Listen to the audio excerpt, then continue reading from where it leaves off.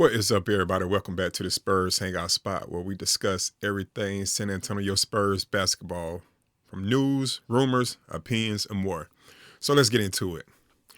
All right, so by now, everyone knows that the San Antonio Spurs ended up with the second pick in the NBA draft. Very excited about it. Of course, nobody expected it, but we ended up with the second pick. And it's been a lot of talk about what we should do with it. I have my opinion on what we should do with it. Of course, it doesn't matter, but I put my opinion out there about it. So I've been hearing a couple of things. Haven't watched a lot of college basketball, to be honest. Don't know all the players, but Dylan Brooks, Dylan Harper seems to be the top pick compared to everyone else that comes behind him. So it's kind of being put out there that the Spurs are going to go with Dylan Harper for the number 2 pick, which, again, I really haven't watched him play. I put up a couple of highlights on him. Seems to be a phenomenal talent. I can't deny that from what I've seen just from the highlights. But I do have a couple of concerns about that.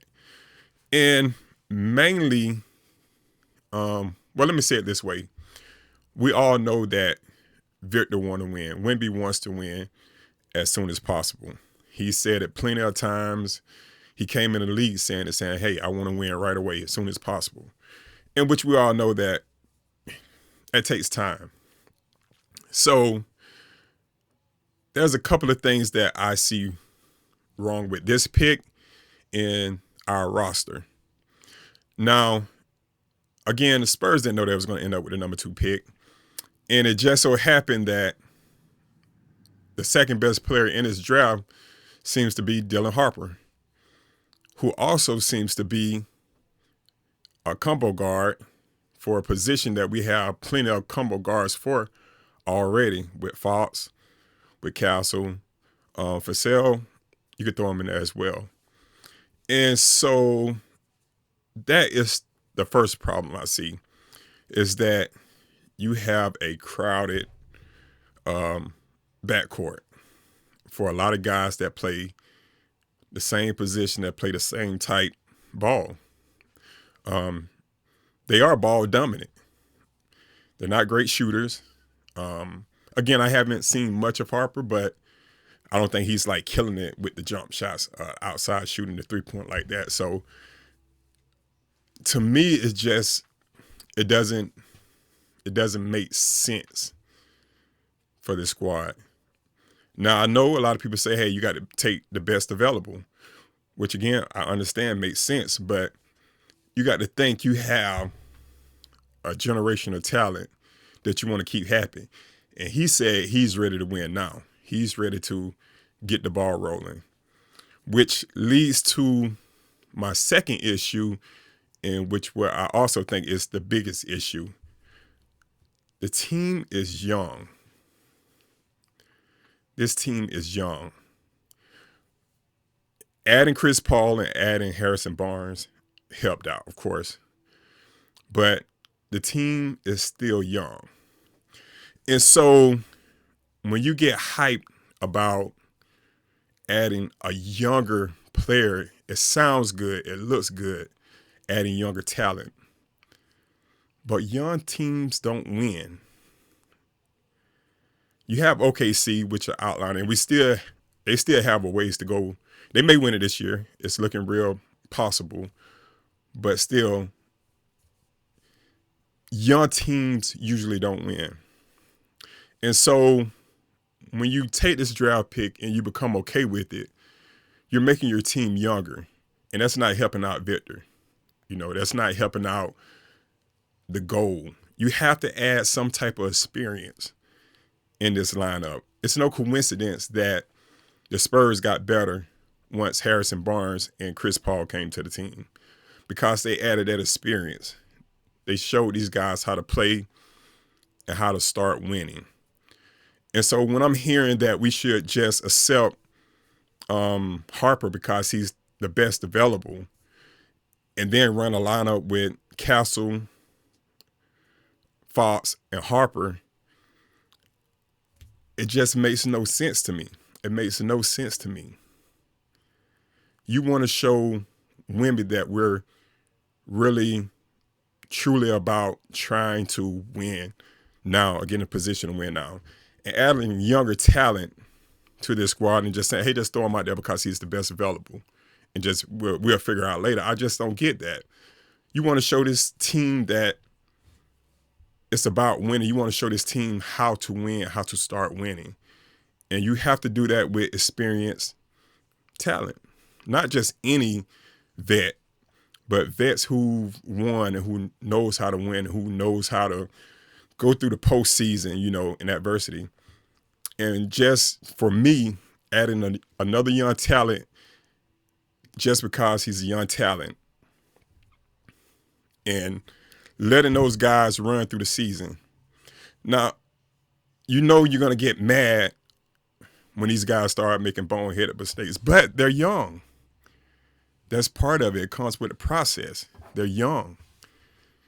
So you're saying you want to win now, but you're putting young talent out there, and it just doesn't work that way.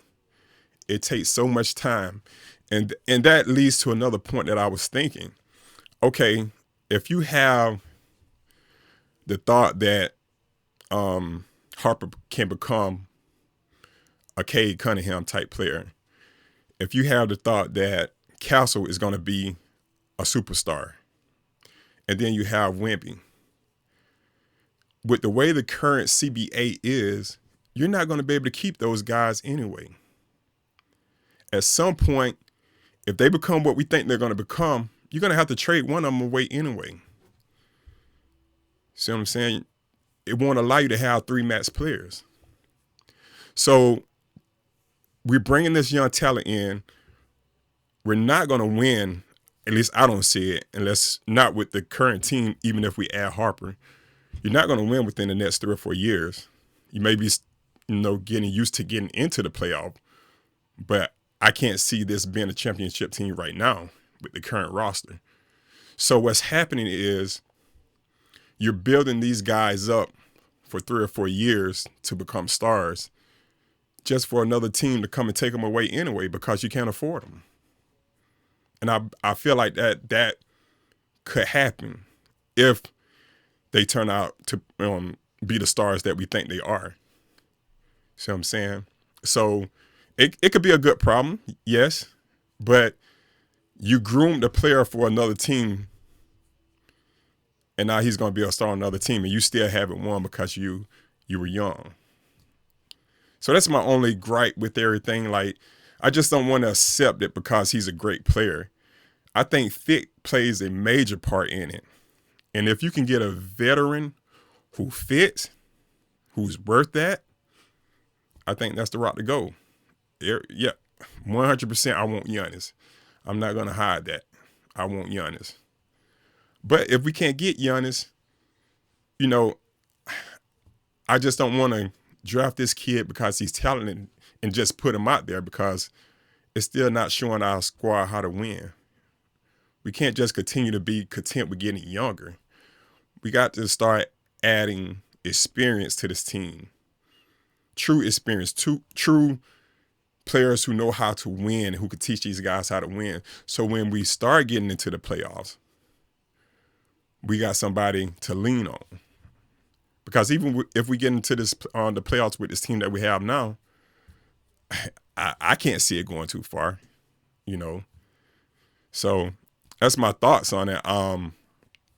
Again, the kid looks good. He may be the perfect fit. But it's just hard for me to see with all the guards that we have right now, that we should just throw him out there because he's talented and let it work itself out somewhere down the road. I mean, again, your generational talent says he wants to start winning now. He wants to see pieces that would help them start winning now. And I just think not truly taking a look at trying to get a Giannis on his team, a bona fide generational talent who has playoff experience, who has a ring, who can come in and teach this team how to win. I'll take that. I just, that's why I would prefer it. And if Giannis ends up staying, I wouldn't mind having a KD. Now, I wouldn't trade the number 2 pick for a KD, not at this stage of his career and his age. But I would find a way to get him on the squad to help these guys learn how to start winning. Now, say what you want about KD.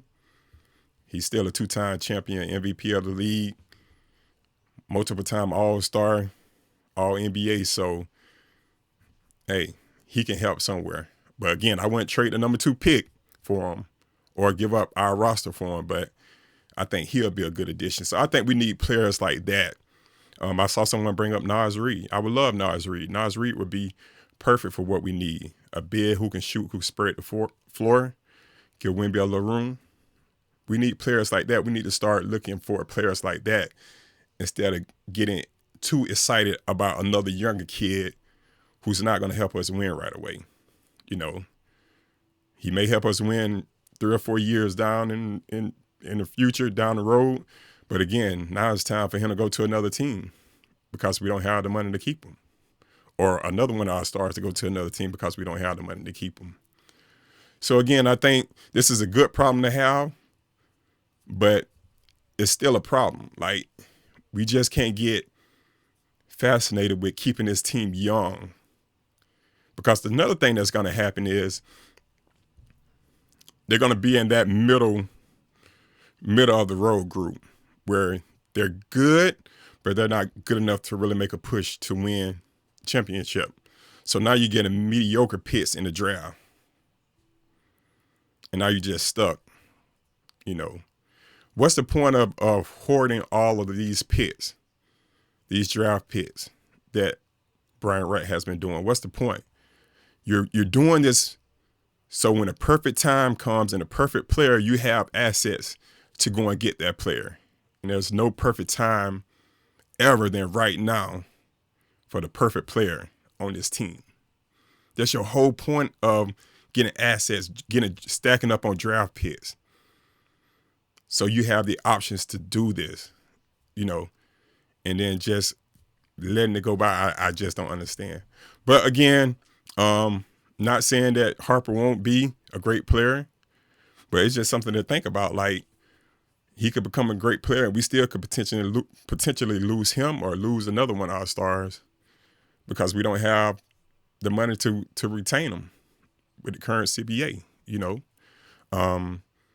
Even if you look at OKC, eventually they're going to have to break that team up because teams are going to come calling for Chet or Jalen Williams, who can pay them more money that OKC can't do. You're looking at Boston right now. They're talking about breaking that team up because, hey, you can't have that many stars with that much money going out without being penalized, at least with the new CBA. So, yeah, just, you know, that's my thoughts on it. I really think we should be looking at doing something with that second pick other than just being okay with drafting another guard who's coming in behind guards similar that's on our team, you know. Anyway, that's my thoughts about it, man. Let me know what you think down in the comments. Let me know your opinions on it. I could be wrong. It may be a way that all these guys become stars and we're able to keep them for 10 years or more. I'm not sure, but I want to get your opinion on it and let me know what you think. But until then, wait for the next video to come. Go Spurs.